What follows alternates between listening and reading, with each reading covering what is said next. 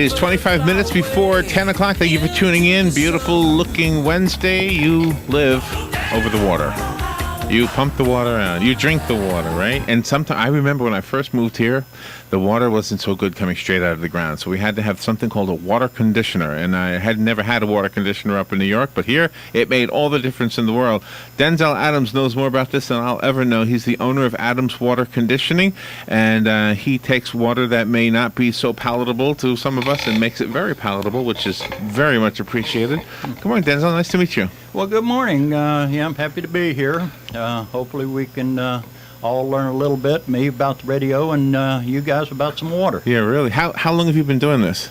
I started in it when I was 18 years old. I'll be 64 next month. Wow. So all my life. Well, good for you. You know what? Can I ask you a question that maybe I'm the only one who doesn't know? I don't know what reverse osmosis is. Does it apply to what you do? Yes. And what is it? Very much so. What the heck is that? Reverse osmosis is just a term of using in the plant world. Osmosis is water being drawn out from the ground up through the plant, and it takes the food from the water and nourishes the plant, and the water then evaporates out through the leaves.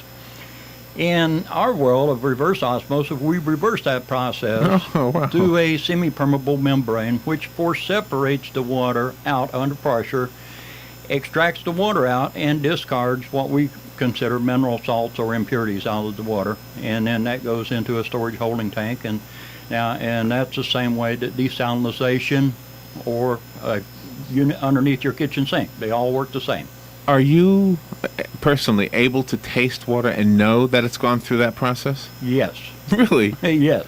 That's amazing. And so would distilled water taste the same as reverse osmosis water? No. There's a little bit of difference. Now, both of them are very low in mineral content. Distilled water is basically at a zero. Reverse osmosis, depending on how much is going in it, because it works off a percent of rejection, it may have a few, maybe 2 or 3 parts per million of dissolved solids still in it. So there may be a little better taste to reverse osmosis as compared to the flat taste of distilled water. Okay, and is that and how does your service work? Do you install conditioners at the individual homes? Is it part of the faucet, the pump? Where does it go? Well, in the reverse osmosis portion, typically for homes, now it would be placed underneath the kitchen sink and it would be used for drinking water only. Now, in the case, let's say for an example, if you're on a water supply that has a high mineral salt content that is unacceptable for drinking, then we can do it for the whole house. And many times we do, but it's more common for a single unit underneath the sink. I see. Does reverse osmosis or conditioned water let me make sure I understand this. Is conditioned water all reverse osmosis water? No. No, okay. No. In other words, conditioned water, anytime you filter it or whatever, that's a term can be applied to conditioned water. Now, in conditioned water, most of the time would be referred to as a water conditioner on the whole house, which is taking the water, let's say if you've got a well and you've got iron or rust or whatever, the impurities, hardness, and all those kind of things, and you would be removing those out through a water conditioner or a combination of different treatment process to condition the water. Can you help something on a larger magnitude like Silver Springs with all the yucky stuff that's going on there right now with your process? Well, in other words, the process when it comes to a large volume type thing like that, that typically comes into a bigger commercial type of reverse osmosis, like you would supply a desalination for a city water supply, which is in the United States, at last count I had, there was about 7,500 desalination plants on different municipal water supplies throughout the United States. Really? Really? Are they taking water that's slightly salty or very salty? Are they actually taking ocean water? In both cases, some of them are actually treating the actual seawater to desalination. Others are taking water that they're solids, such, let's say Tampa for an example, there are solids in their water coming into the city was in the 750 part per million range. If you're over 500, that's considered not good. All right? So, and the lower it is, the better it tastes and the better it is for you. So in that case, it could be either or, but the process still applies the same type of treatment. In order to treat the water, and I don't know what treatment this would apply to, but is salt used or chemicals or both? I'm sorry, salt like when is used in the regeneration of a water softener. Oh, Which okay. is commonly used. Now that is to remove the lime content. We refer to it as hard water. Oh, so Hard that's water different is than reverse osmosis. totally a different process. Ah, okay. Now that gets into where we get into a whole home, for an example, whether you're on city water, well water, whatever. And of course, then you actually go through a ion exchange process, which you are regenerating this ion exchange resin with salt or potassium chloride, one of the two. And the salt portion of the regenerant that is used to regenerate a water softener, the chloride portion goes down the drain. It retains the sodium content, so you're trading a sodium for the calcium, magnesium, and other things that a water softener takes out, which a lot of people don't realize. A water softener will take out lead out of the water. It'll take out radiation out of the water. Really? Oh yeah, we don't normally get into that because that falls into a scare tactic in sales. We don't do that, but it is true that ion exchange is used for that. Those little things that people attach to their faucets, do they actually do any good? Oh, absolutely. Yeah? Absolutely. Yeah, it's kind of a bulky thing that's sticking on the end of your faucet, but it is a smaller filter and they're good for X number of gallons.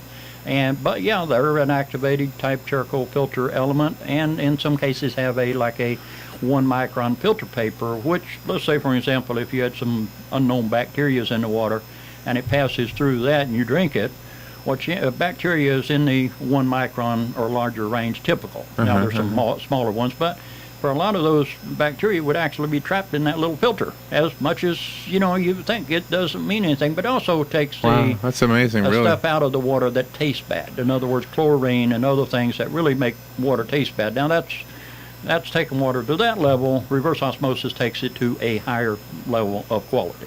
Now, when a person is building a home, whether it's on a lot that will be eventually serviced by city water or a lot where you have well water, can you come out prior to that home being built and test the water and to make sure it's drinkable and safe for the person? Well, in the city water supply, for an example, that is governed under state federal laws that it's going to be safe as far as all those laws are concerned. Does it taste good? Doesn't necessarily mean it tastes good. Is it hard water? It very well more likely is. Those would be the types of treatments that we would address for a city water supply.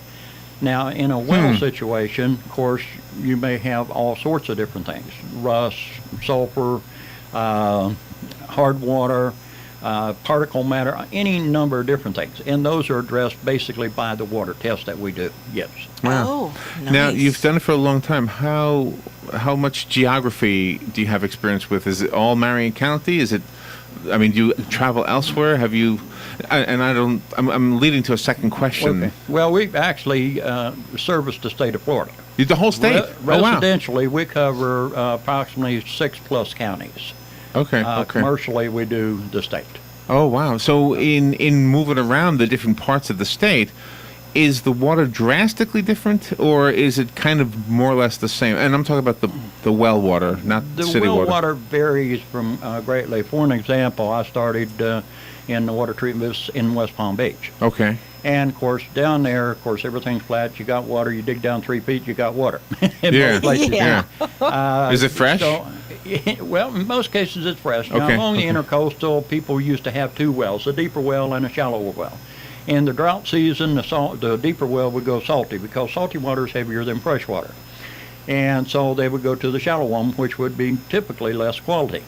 Now, in that sense, what would happen now, as time has progressed, and from going back down there and looking at a city that used to be just a little small spot, now is a humongous city, the water coming out of the wells stinks like sort of like horse urine.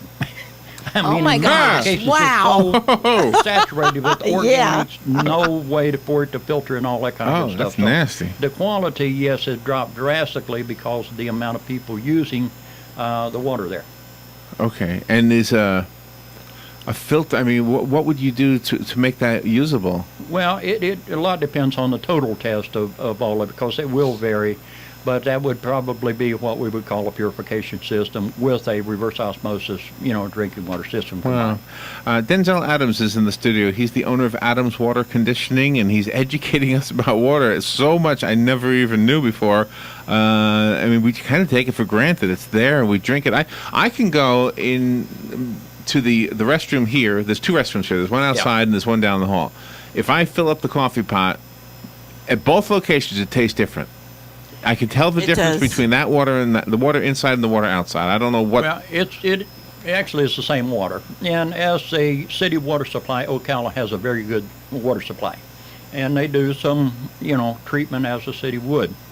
So overall, you're very fortunate to have a good supply of water. So why would it taste different? Because of the piping in the building. Oh, okay.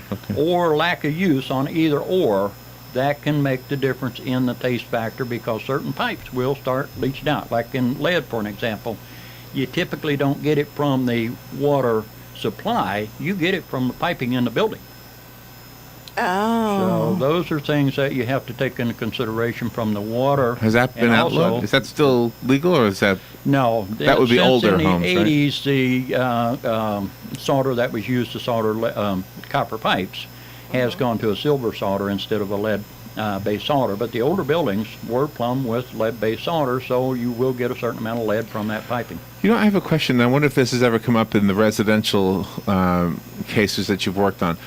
And I've heard this from the gardening people, that it's better to not water your grass or your garden with conditioned water. Have you heard that? Well, in the true sense, the plant is looking for the minerals that are in the water to grow. That would make sense. So, it technically would be better to water the grass in the garden with that. Besides, you don't want to, unless you got a rust problem, that you have to deal with, which we do, and we have to treat that for even the irrigation. The plant really doesn't care that much whether it's salt water or hard water, in all due respect, but they may get white spotting on the plants, you may get rust stains on your fixtures or sidewalks or whatever from the rust in the water. So we do that treatment as well.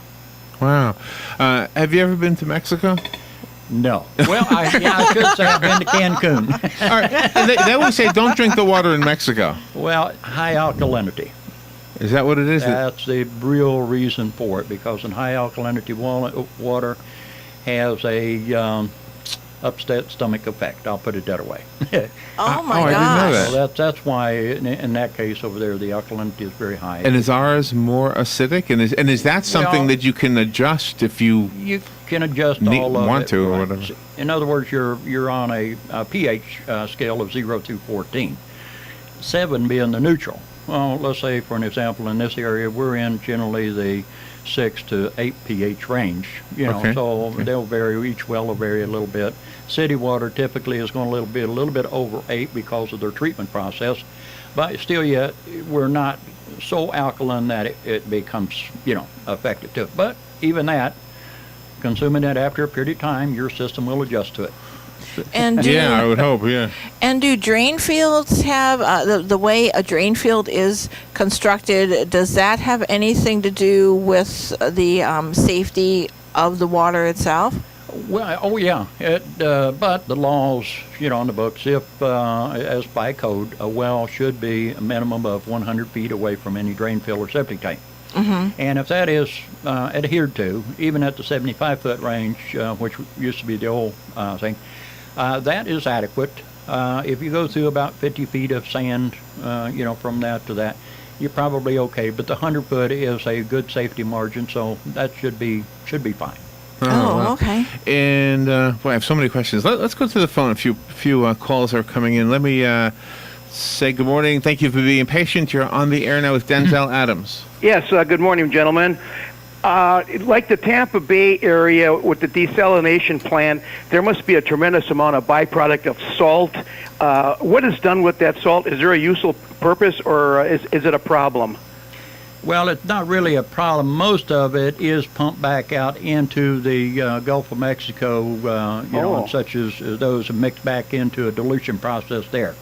Other ones may have other processes that they go through. That's a little bit on the opposite of what we do as treatment-wise, but But yeah, it's still discarded, in a safe manner. Yeah. Do you see the Ocala area eventually being on desalinated water after we lose our aquifers in the future? Well, if we lose our aquifers, yeah, hopefully that doesn't happen. Yeah. Well, I'm afraid it's going to happen. Well, we're all afraid of that, but hopefully that doesn't happen. Yeah. Would it be feasible to pump water in from the ocean and the Gulf to this part of the state? Well, I'm sure you could get it from deep water wells and do it from that way, or even put collection ponds, as other places have done, Yeah. to overcome those things. Okay. Thank you. Thank Yes, you. sir. How you treat water in a commercial venue as opposed to a residential venue, is it different? Well, it all depends on what you're treating. In other words, we do a lot of commercial, we do a lot of the medical, dialysis, for an example. Oh. You're taking water, basically the city water, for an example, and you're making it into absolutely pure water. So it's got to be at a very high level of quality in order for a artificial kidney to work. So then that's bacteriologically and all that's combined. So that's kind of a big treatment Wow, process. that's fascinating. Wow. You get into deionization, which we do a lot of, which is demineralizing. It's different from distill. Distill, you're heating and boiling it out. We do it through ion exchange. Uh-huh. And that comes into labs where they got to have a water that doesn't have anything that will affect their test. Also, like in electronic manufacturing, for an example, if you've got a electric drawing or electronic drawing, for an example, like a 10 by 10 on a wall, and it's got to go on a half-inch chip, that half-inch chip can't have a speck of anything on it. Water is made up of particles. In other words, anything but hydrogen and oxygen is either an organic or it's some kind of a particle. And as much as you might think about it, it will actually scratch that glass in trying to even clean the glass to be able to imprint that imprint on your little computer chip. Really? Yeah. So that has to be cleaned with deionized water. Glass manufacturing has to have it. A lot of manufacturing processes have to have ultra pure or deionized water. Wow. Wow, there's so much more to this. Gosh. Who knew? Robert, only Yeah. 22 minutes into it. And I have maybe a dopey question, but I've always wondered about this. The dowling rod, is that real? Does that really work? That works. That works. I've actually tried that myself. We had a leak in our floor underneath concrete one time. And I took a couple of coat hangers, straightened them out, and actually put them in my hand, and every time, boop, boop, right over this one little spot. When we busted the concrete up in it, we were in about 6 inches of the leak.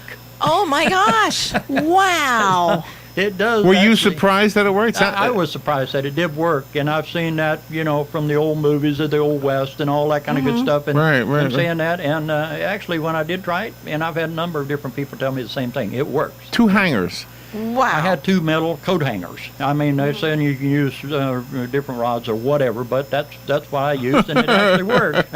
I gotta try this. Wow. I'm going home and try this. I'll blindfold. I'll put a cup of water on the floor, Robin, and Okay. I'll say, walk around the room, find the cup. Okay, there Now, you it has go. to be kind of flowing water, I think. Oh, it has to be Some flowing sort. water. Yeah, something that has to Oh. be moving, I do believe. 'Cause we had a leak there, and of course we were turning the water on in the building to Right. have this happen. So And have Wow. you used it more than once, or is that the only time? as best I remember that, I think I did use it before. I'm not sure if it worked at that point or not. Wow, I thought you were going to say that's a bunch of nonsense, but you didn't. All right, let's go to the phone. Again, Denzel Adams is our guest. Adams Water Conditioning is his company. Good morning, you're on the air with Denzel. Mr. Adams, I lived in St. Augustine for about 10 years, and I noticed that a lot of the water there is like sulfur water, tastes like, but also the grass seems to do real well with that water with the sprinkler systems. I'll hang up and listen to your observations as to why that happens. All Thank right, you. Thank you for waiting, too, by the Well, way. yeah, the sulfur water, sulfur is basically a hydrogen sulfide gas. It comes from dead plants and vegetation in the soil that's rotted and produces actually into a gas, sort of like methane, but in a different form. As far as any values to the water and the grass with it, I'm not aware of. It may have some values there, but in the sense of it, it's not very good to use inside your home because it does create a weak acid. It will eat your copper pipes up. It will tarnish things, your silverware. It'll stink to high heaven and all that kind of good stuff. So for outside usage, it'll evaporate. It is a gas. But as far as inside use, it does need to be treated. And it would stink if it smells like sulfur. It's so. a rotten egg smell. What kind of water is used in those eye wash stations? You see that in chemistry classes in high school. You see that on the job. In case you get chemicals or things in your eyes, you've got the eye wash station. Yeah, the eye wash station typically is just a clean water, maybe a saline solution of sorts. Those are, for kind of neutralizing whatever that you may be working around. There are different ones for different types of, areas of different type of work. Mm-hmm. So mostly it is in a saline type of solution that is neutral to the eye. When you install a conditioner, does the homeowner, the family, do they say, "Oh, it's a little"? Can you adjust it? In other words, to taste. In other words, does one family like it this setting and another family likes it another setting, or? Well, in a water conditioner, one of the things that we often kind of experience is people say, "I don't like soft water because I can't get the soap off of me." Mm-hmm. Well, that's a statement that's kind of a true-false. All right. In the sense of it, as you shower or bathe in hard water, in other words, the old soap scum on the bathtub, that same hard water soap scum sticks to your skin, your hair, your fabric that you wash your clothes in, everything, just like it's stuck on the side of that tub. Now, when you have a water conditioner put in and you've got soft water now, it feels like you're real slick. Or if you visited your nephews or uncles or whatever, and they have a water conditioner, and you go in and you get in their shower, and you feel like you're going to go right down the drain with the water. Right. Because you're so slick. But what happens is after a few days of using that, works that stuff out of your pores. And so end result is, no, it doesn't have that real slippery. Now, if you over-regenerate or to maintain it too soft water, yeah, you will. But as normal, no, that just simply goes away. Taste-wise, it just simply improves the overall taste of it. But is there a device or a dial or something that where people can adjust it? No, there's no dial. Now, we do have a particular unit that we can adjust. If somebody says, well, I don't want it real soft, we can adjust it to have a grain or two in the water and still give them the effects of salt water without having it as soft. But most of the time, after about a month, we go and take that out, and the people, And are they maintained by the homeowner, or do you guys come out? No, most of them, of course, they're totally automatic, but in the sense of salt delivery, service, anything like that, we're 100% maintenance company to service it. Oh, okay. So you deliver it and install it? Service it, maintain it. In other words, we do everything through our company. We do not contract out anything. So anybody that comes to your home from our factory or our company is under our workers' comp insurance, our liability insurance, all that. So we're totally covered. So you're not worrying about somebody stepping in a hole and getting sued. Oh my gosh! And you're all over the state. You're everywhere. Well, on the state, we're mostly into the commercial. Like Thursday night, we got to go into St. Petersburg and do a repair in a dialysis center. So that's not an uncommon thing. We've done them in Miami, Fort Lauderdale, Delray, West Palm, all the way up. Those are things that we do commonly now. Like for an example, Ormond Beach. We got a couple of factories over there that their manufacturing process is what they do. They have to have very pure water. So each time that system goes down or is affected, because over there they do super high chlorinate or add ammonia to the water in order to get the chlorine levels extremely high. So that creates problems. So we're there to take care of it whenever they call. I didn't know I had so many water questions in me, but I got another one.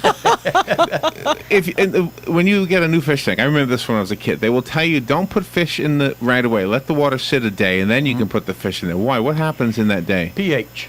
The difference in the pH balance. It changes just by sitting there? In other words, let's say you've got a tank of water, and you've got your little fish in the sack you brought him home in, all right, in that water.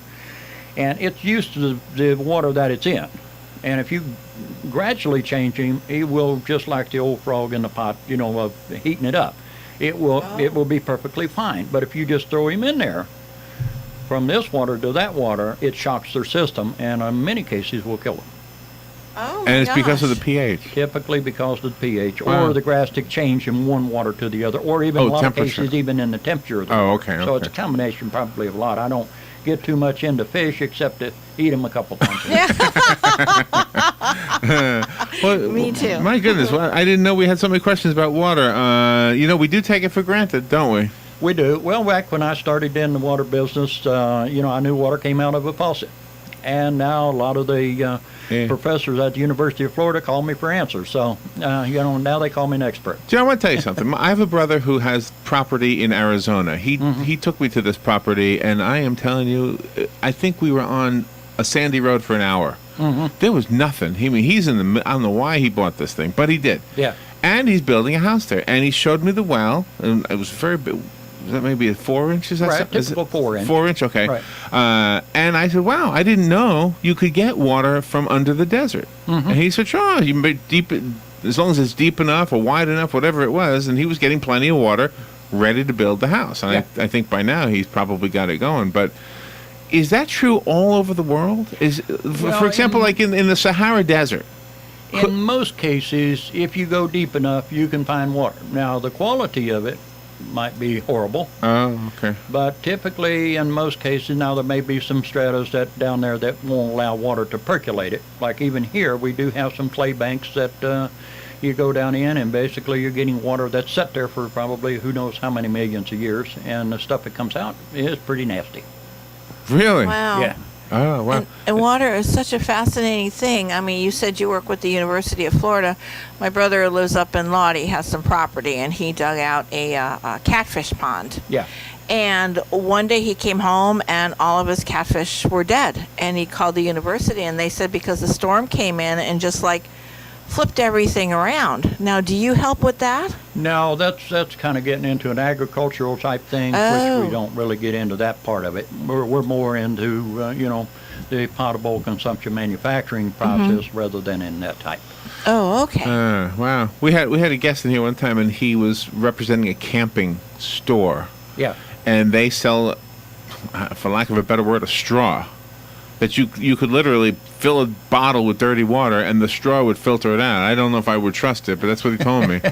Well, and there are some bottles out there that you can do it, and they've got some iodine pills that you put in them to disinfect the water. Now, see, water can be crystal clear and look like the most beautiful thing you could be in the world, and it could be deadly. It could be the nastiest, rotten stuff you wouldn't want to drink, and it'd be perfectly fine. So that's the misconception about, see, you can't see, taste, or smell bacteria. And those are the things that typically make you sick, unless you've got some kind of a chemical contaminant of sorts that, that would be in the water. And typically even arsenic type stuff or things like that has some kind of a taste to it. But they're not very good for you. Arsenic has a taste. It's the last time you ever taste that taste, well, isn't it? I haven't, like I say, if it's strong enough in the water, it will, those things would have a chemical type of thing. Wow. Well, Denzel, nice to meet you. Thank you so much for coming in. And thank you for having me. Let me let the listeners know how to get a hold of you. What's a good way to do that? Is there a phone number? Well, yeah, our office is located at 301 Northwest 27th Avenue. You're welcome to come in, talk to us there. Okay. Call us at 352-369-3416. Okay. Outside Marion County, just call us at 800-556-9485. 556-9485? That's correct. Okay. And Robin has all of that on the WOCA website already. If you go to WOCA.com, you will see Denzel Adams' name at the 9:35 slot on the guest list for AML Cal Live for today's date, including the website adamswater.com. That's true. Is that right? So this is a family business. You have... I've got three sons, my wife. My daughter was there. Unfortunately, she's unable to work now. But we're a family owned. We've got several other employees, like Kim as secretary. She takes good care of all the residential accounts. Chuck takes care of all the commercial accounts for billing and handling those type thing. Wow. Of course, we all go out, service, work, sell, whatever. We're kind of, nobody wears a white shirt in our business. We all are workers. Yeah. Wow. And you have a golf shirt on. Do you golf? Do you like to golf? I'm waiting for retirement. I still have a little bit to go. When I'm sort of like an addict. It's sort of like the water business. I devote all my time to that. Oh wow! Well, do you know we're doing a golf tournament in March? No, I didn't. To raise money for the Veterans Helping Veterans group. So. Yeah, we normally, I think, tie into somebody that's doing that. We sponsor holes and stuff like that. Oh, really? So let us know when that happens. Well, come out and play. I'm not. I'll send one of my sons. You'll They be play. better than all of us. That's Probably right. not. You have to be. There's nobody who's going to be worse than us. Well, Denzel, thank you so much for coming in. You're a fun guest, and we learned more than I ever thought we would about water. Again, the phone number that Denzel gave us is 369-3416. The toll-free number is 1-800-556-9485. And the location of Adams Water Conditioning is 301 Northwest 27th Avenue here in Ocala, and the website adamswater.com, ADAMS. Denzel, thank you. Nice to meet you. Thank you for having me. We'll take a little break and be right back. You've got a garden, and we've got a show for you called You've Got a Garden with your host, Master Gardener Carol Ann Baldwin. Carol Ann answers your questions about your flowers, your veggies, your grass, your trees, even questions about your bugs. And she's only on WOCA, so don't miss Carol Ann Baldwin and You've Got a Garden each Tuesday from 9 a.m. to 10 a.m. right here on WOCA The Source. Every day